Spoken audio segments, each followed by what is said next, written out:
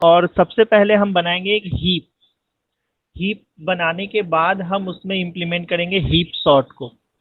तो हीप क्या होता है?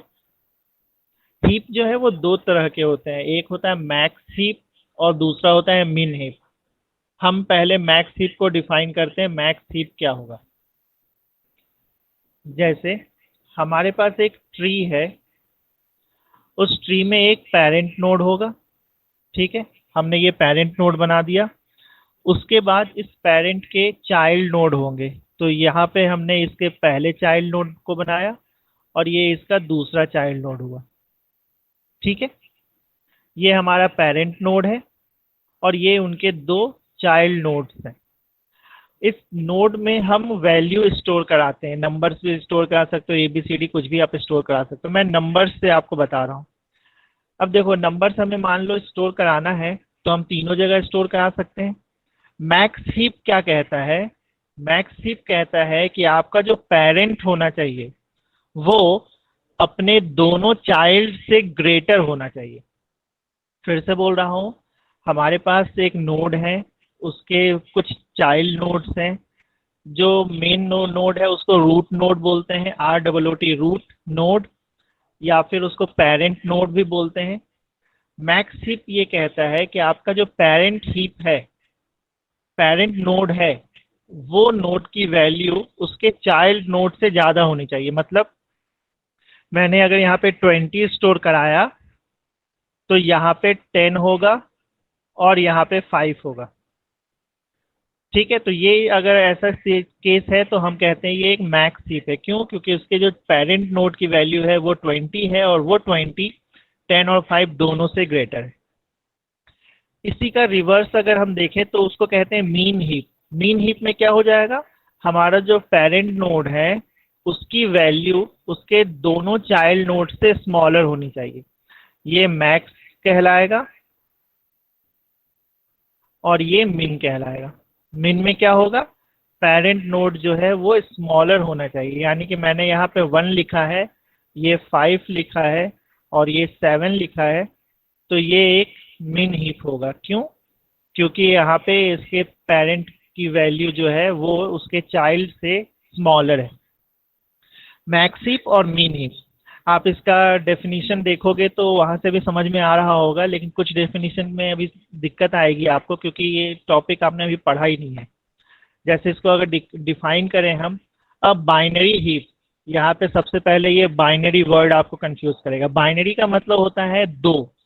हमारे पास जो पेरेंट नोड है उसके दो चाइल्ड नोड होने चाहिए। ठीक है, is a complete binary tree. अब इस टर्म के लिए हमें 5th यूनिट तक का वेट करना पड़ेगा। ये कंप्लीट बाइनरी ट्री क्या है? फिलहाल आप मान लो एक ट्री टाइप का स्ट्रक्चर है, नॉन लीनियर डेटा स्ट्रक्चर है, उस पर हम कुछ कर रहे हैं। Where every node satisfy the heap property. अगर आपसे पूछता है कि हीप की प्रॉपर्टी क्या होती है, तो हम मैक्स हीप की बात अगर करें तो if B is a child of A, यानी कि बी जो है वो चाइल्ड नोड है ए का, यानी बी नीचे होगा और ए ऊपर होगा। ठीक है, if B is a child node of A, then key A की मतलब वैल्यू, इसकी वैल्यू ग्रेटर होनी चाहिए या इक्वल होनी चाहिए की बी, यानी इसकी वैल्यू से। यानी मैं ये कह रहा हूं कि ए की वैल्यू जो है वो ग्रेटर होनी चाहिए बी की वैल्यू से। अभी हमने वही देखा था, ये पेरेंट नोड है, अगर इसकी वैल्यू ग्रेटर है तो हम कहते हैं मैक्स हीप। इसी का अगर रिवर्स आप कर दो, यानी मैं ये कह रहा हूं ए लेस देन बी, उस केस में ये बन जाएगा मीन हीप। ठीक है, तो हीप जो है वो दो तरह के होते हैं, मैक्स हीप और मीन हीप। मैक्स हीप में पेरेंट नोड की वैल्यू उसके चाइल्ड नोड से ग्रेटर होगी। मीन हीप में पेरेंट नोड की वैल्यू उसके चाइल्ड नोड से स्मॉलर होगी। ठीक है, ये कहलाता है हीप। अभी तक हमने हीप सॉर्ट नहीं बोला, एक बार भी ये हीप है। अब सवाल उठता है ये कि हम हीप बनाएंगे कैसे? आप यहाँ एक एग्जांपल में भी देख सकते हो, ये मीन हीप का एग्जांपल है, ये मैक्स हीप का एग्जांपल है। मीन हीप में आप देखो तो हमेशा पेरेंट नोड जो है वो उसके चाइल्ड नोड से स्मॉलर होना चाहिए। यहाँ पे 4 जो है वो पेरेंट नोड है, 6 और 12 चाइल्ड नोड है, तो देखो 6 और 12 से स्मॉलर है यहाँ पे।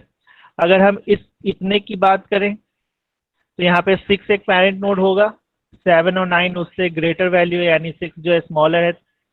अगर आप इसकी बात करो, यहाँ पे भी 7 जो है स्मॉलर है इन दोनों से, यहाँ पे 9 स्मॉलर है, यहाँ पे 12 स्मॉलर है 21 39 से। यानी आप देखोगे मीन हीप में हर नोड पे वैल्यू जो है स्मॉलर है उसके चाइल्ड नोड से। सिमिलरली मैक्स हीप की बात करें तो पेरेंट नोड ये वाला हुआ, ये इन दोनों वैल्यू से ग्रेटर है।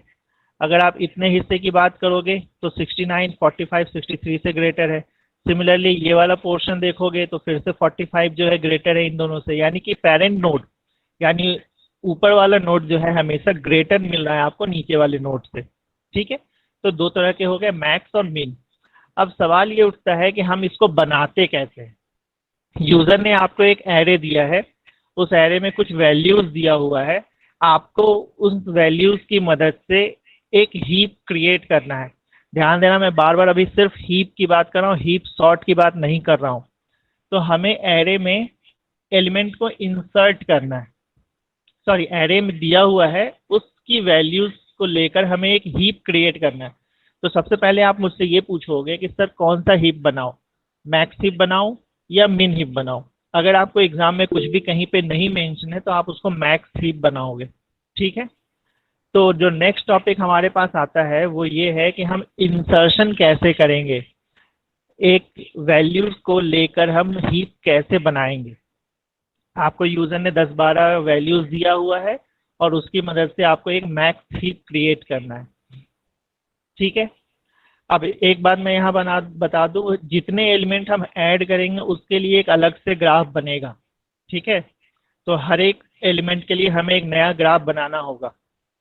इसका जो प्रोसेस है वो ये कि सबसे पहले क्या करो, नए वैल्यू को आप ऐड करो बॉटम में। हो सकता है आपको बिल्कुल नया एलिमेंट, बिल्कुल ही एक नई हीप बनानी हो, या फिर ये भी हो सकता है आपके पास एक हीप पहले से हो उसमें कोई नई वैल्यू ऐड करनी हो। अगर आपके पास पहले से ही एक हीप है जिसको मैं यहाँ एच नाम दे रहा हूँ, तो आपको क्या करना है, जो न्यू वैल्यू इंसर्ट करना है वो उस हीप के ओरिजिनल हीप के लास्ट में ऐड कर दीजिए। ठीक है, लास्ट में ऐड करने से दो केसेस बनेंगे। पहला केस ये कि ये वो हीप की प्रॉपर्टी को फॉलो कर रहा होगा। प्रॉपर्टी फॉलो करना मतलब जहाँ पे भी आपने वैल्यू ऐड किया है उसका पेरेंट नोड उस नई वैल्यू से ग्रेटर होगा।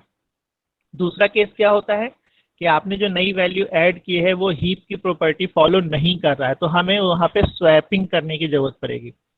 आप इसके स्टेप्स को भले ही देख सकते हो, पढ़ सकते हो, लेकिन मैं सीधे एग्जांपल से समझाता हूँ, वो ज़्यादा आसानी से समझ में आएगा। ठीक है, देखो यहाँ हमारे पास एक एरे दिया हुआ था जिसमें कुछ वैल्यूज दी हुई है, 45 36 54 27 63 72 61 18। ठीक है, ये वैल्यूज दिया हुआ है और आपसे कह रहा है कि इन वैल्यूज के अकॉर्डिंग एक हीप बनाकर दो। ठीक है, तो हम वन बाय वन एलिमेंट को ऐड करते जाएंगे और देखेंगे कि हमारा हीप कैसा बनता है। सबसे पहले कौन सा एलिमेंट है, 45। तो हमने सिर्फ एक अकेला नोड बनाया, वो 45, यही आपका पेरेंट भी है, यही आपका चाइल्ड भी है, तो इसमें कुछ सोचने की जरूरत है ही नहीं। तो ये एक ग्राफ हो गया यहाँ पे।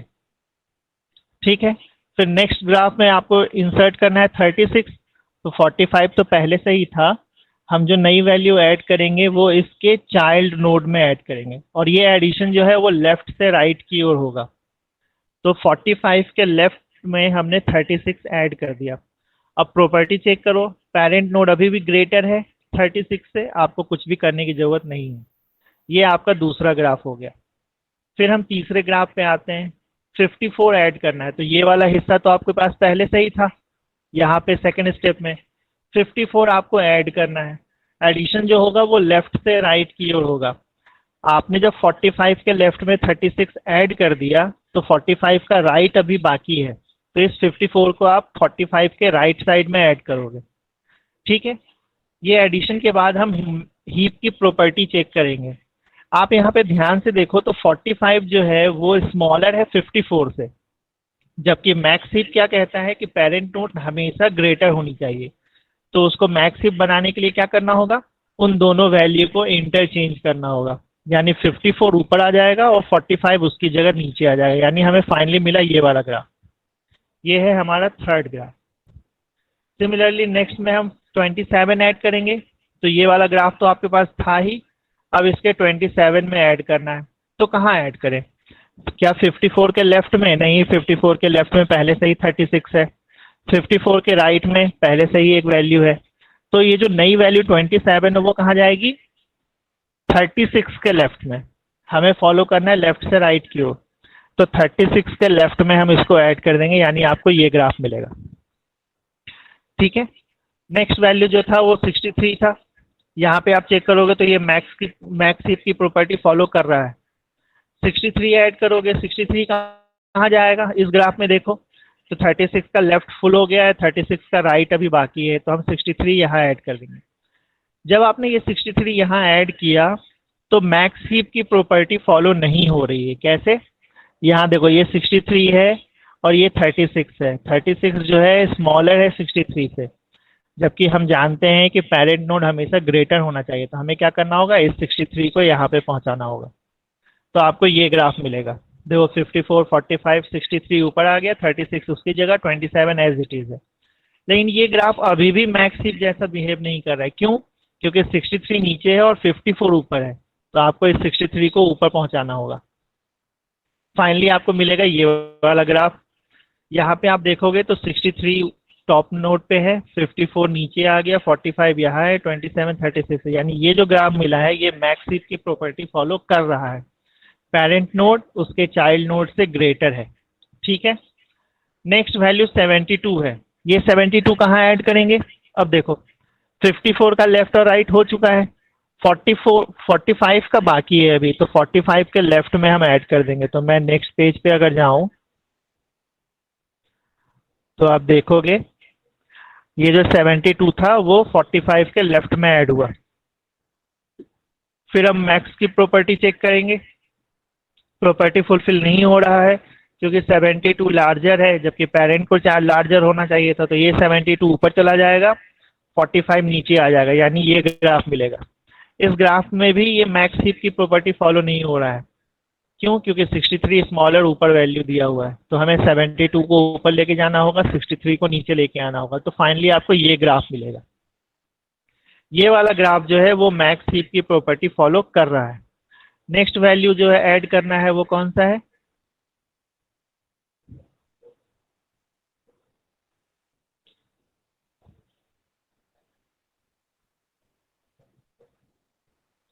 सेवेंटी टू के बाद 61 है और फिर लास्ट में 18 है। तो इस ग्राफ में अब हमें 61 ऐड करना है। तो 61 कहाँ ऐड करेंगे? देखो 63 का लेफ्ट फुल हो चुका है, 63 का राइट बाकी है, तो 63 के राइट में 61 ऐड कर देंगे और आपको कोई भी चेंजेस करने की जरूरत नहीं पड़ेगी क्योंकि ये मैक्स हीप की प्रॉपर्टी फॉलो कर रहा है। लास्ट वैल्यू जो है वो है 18। आप 18 ऐड करोगे तो कहाँ ऐड करेंगे अब हम? 27 के लेफ्ट में, तो यहाँ पे 18 आ गया और ये भी मैक्स हीप की प्रॉपर्टी फॉलो कर रहा है। यानी आपने इस एरे को जो हीप बनाया वो यहाँ पे मिला है, ये है आपका उस एरे का हीप। और यहाँ तक पहुँचने के लिए हमें बहुत सारे डायग्राम पे होकर आना पड़ा है। मैं फिर से बता दूं, हर एक नोड के लिए, हर एक वैल्यू के लिए आपको एक नया डायग्राम बनाना होगा। लास्टली जो आपको हीप मिला वो ये वाला है। ठीक है।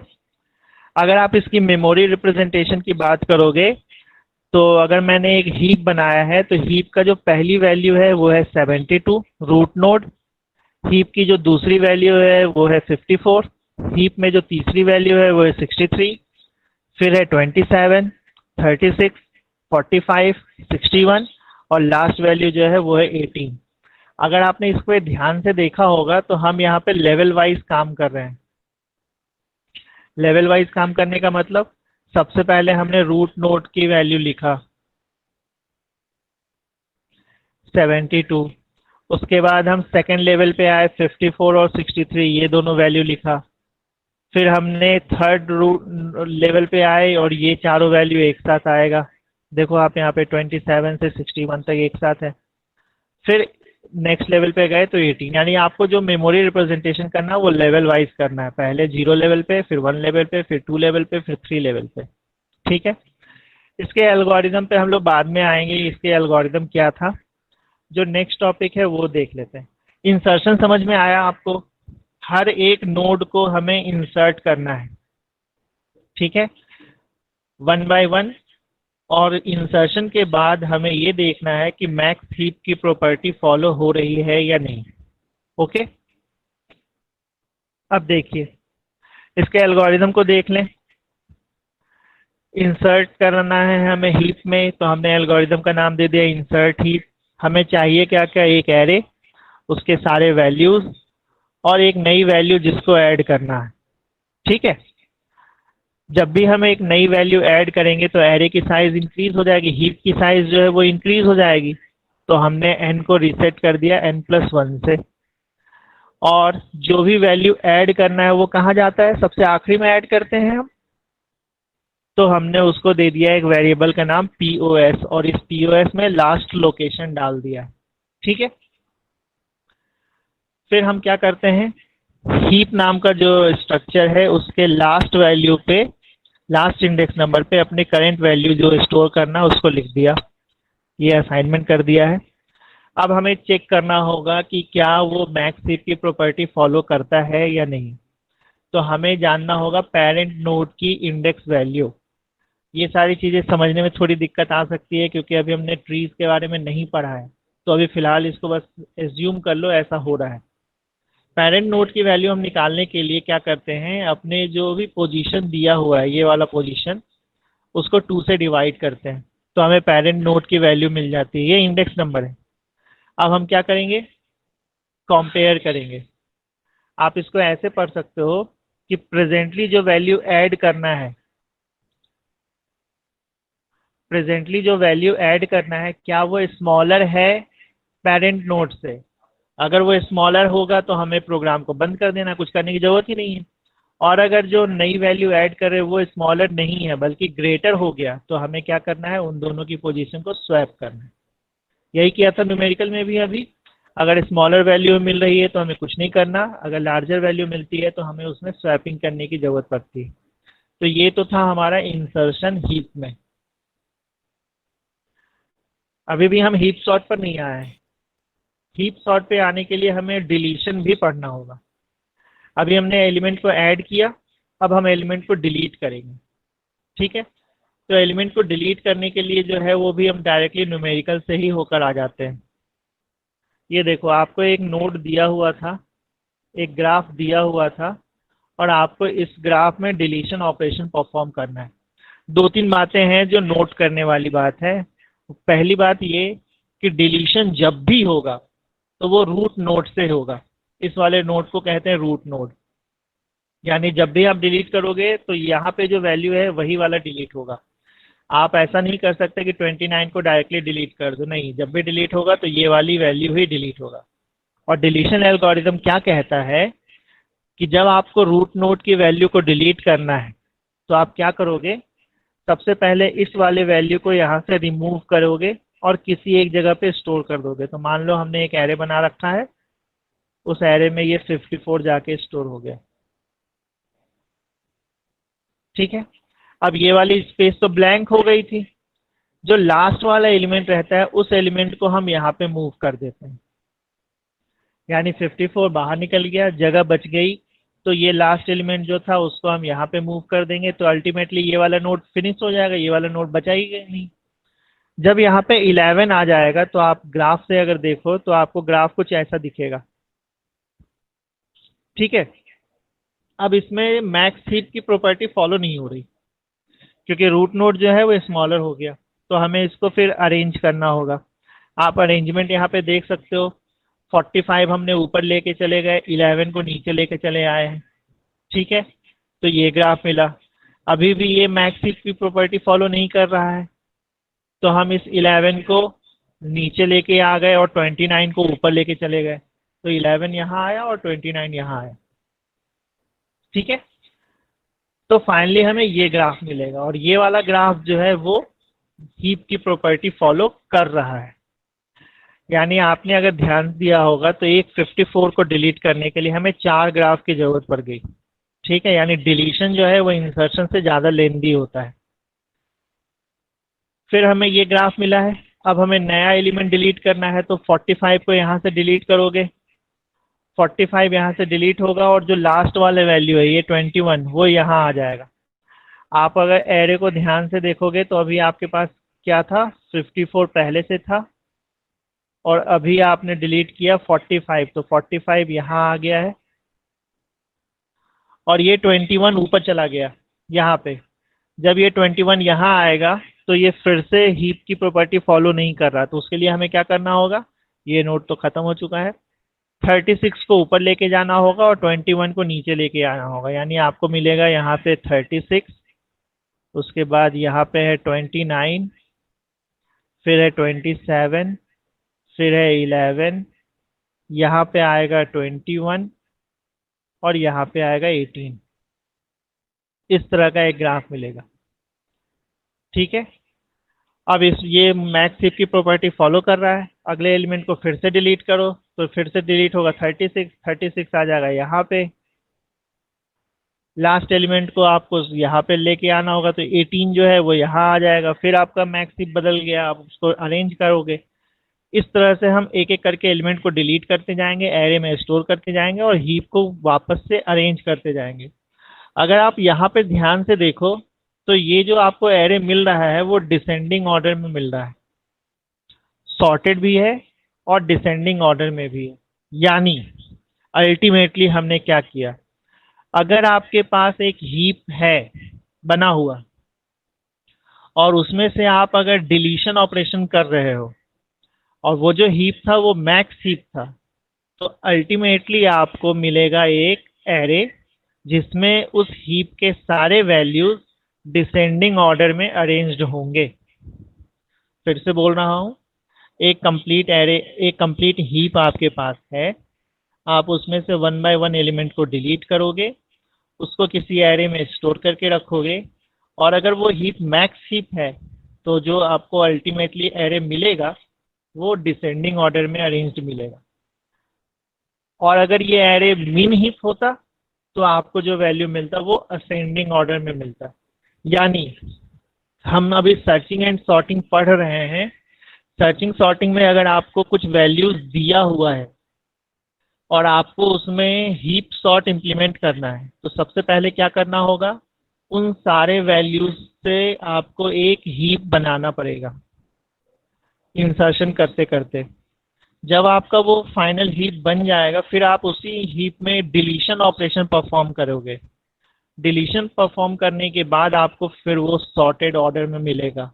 मैक्स हीप बनाया था तो डिसेंडिंग ऑर्डर में सॉर्टेड, मिन हीप बनाया है तो असेंडिंग ऑर्डर में सॉर्टेड। मैं जानता हूँ बहुत सारी चीजें मैंने बता दी अभी जो ऊपर से जा रहा होगा आपको। डिलीशन के एल्गोरिज्म को हम बाद में देखेंगे। टेक्निक समझ में आ गया। अब आ जाओ हीप सॉर्ट पे। तो हीप सॉर्ट अभी मैंने क्या कहा, अगर आपको एक एरे दिया हुआ है जिसमें n एलिमेंट्स हैं और अगर आपको उसमें हीप सॉर्ट परफॉर्म करना है तो सबसे पहले आपको एक हीप को क्रिएट करना होगा, बिल्ट अ हीप। ठीक है, और ये हीप मैक्स भी हो सकता है, मिन भी हो सकता है, वो आपकी मर्जी। मैक्स हीप अगर आप